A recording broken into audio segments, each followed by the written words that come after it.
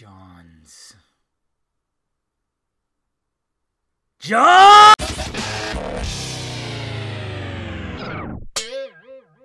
What's happening, film friends? Dave the Film Junkie here. So what's the real reason we didn't get Superman in the black suit? Now, you know, we've from far back when and blah blah blah, when Scoopy Pants even said it too, that originally he wasn't going to wear the black suit.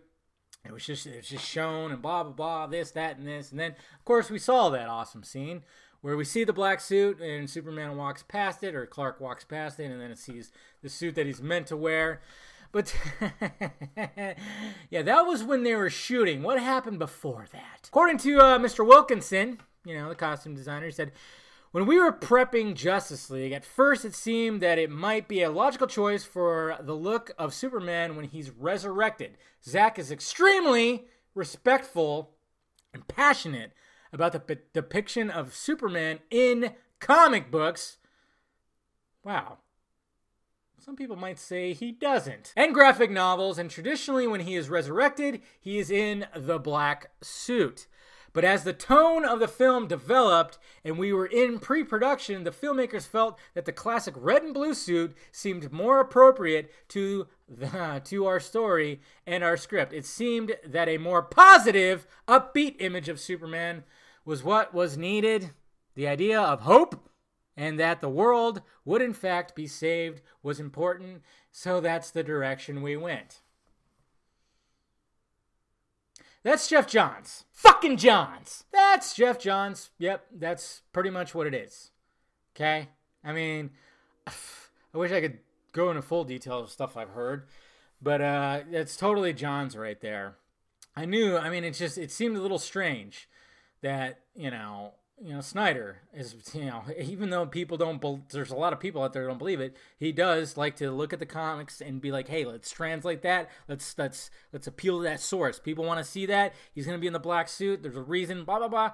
And then, but pretty much what I was hearing, the drama started right after Batman vs. Superman. After the reception of Batman vs. Superman, even though Warner Brothers dug Batman vs. Superman, it was just the fact that people were like going, well, what the fuck is this? Now, who cares if it's a unique and a different kind of superhero movie? Who cares? Let's make it more like Marvel. And of course, Geoff Johns was all about that. He was all about that hope, optimism, and so as they were making it, and we also heard stuff like this too, is like, Berg and others were like watching, keeping an eye on him, and just pretty much putting them under a microscope, and they were changing things as they were in production.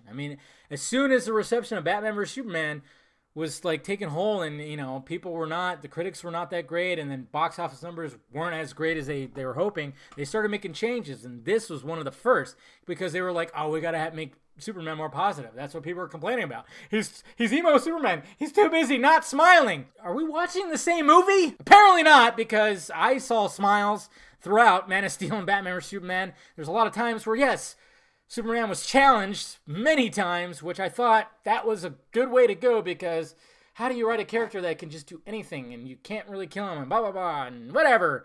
I'm just going off on a whole little rant here about this, and you guys have heard it before. But, yeah, this is 100%, this is Johns, and probably others too, like Berg and all them, and the other Kevin. It's them who are like, no, he's got to have this, that, and then, because look at Johns. Remember when Johns tweeted out, like, prepare to revise your list about Superman, like, top 5 things that Superman has done? It's like, yeah, okay, asshole, you totally... Yeah. I want my Superman to look like... Yeah, my list is revised, Bizarro Superman. That's exactly on top of my list there, Johns. I still like him. I still respect him as a writer and comic book creator. It's just so weird, because he is that. So it's like, okay, and you have a director that wants to totally go by the comics. He's passionate. He wants to depict in the comics on the big screen. You're a comic book writer, yet no. It just doesn't make sense. It's weird. But he wanted to be Feige. He wanted everything to be... whatever. I can go off on a total diatribe, but I'm not going to. Anyways, guys, yeah, there you have it. So that was the reason, and you could totally... Yeah, it was just they started changing shit right after Batman vs. Superman. 100%. And that was one of the changes. It was like, no, because obviously that doesn't look good. Black and silver. We need to have Superman have his colors. Whatever. But then the final product, whatever. I can't. Let me know your thoughts about it down below, guys. What do you think about all this? Hit that like, thumbs up button if you'd be so kind. Subscribe to my channel. Visit filmjunkie.com for all my content. And of course, visit the closet for shirts and merchandise. All right, guys? I'll talk to you later. Except for you, Johns.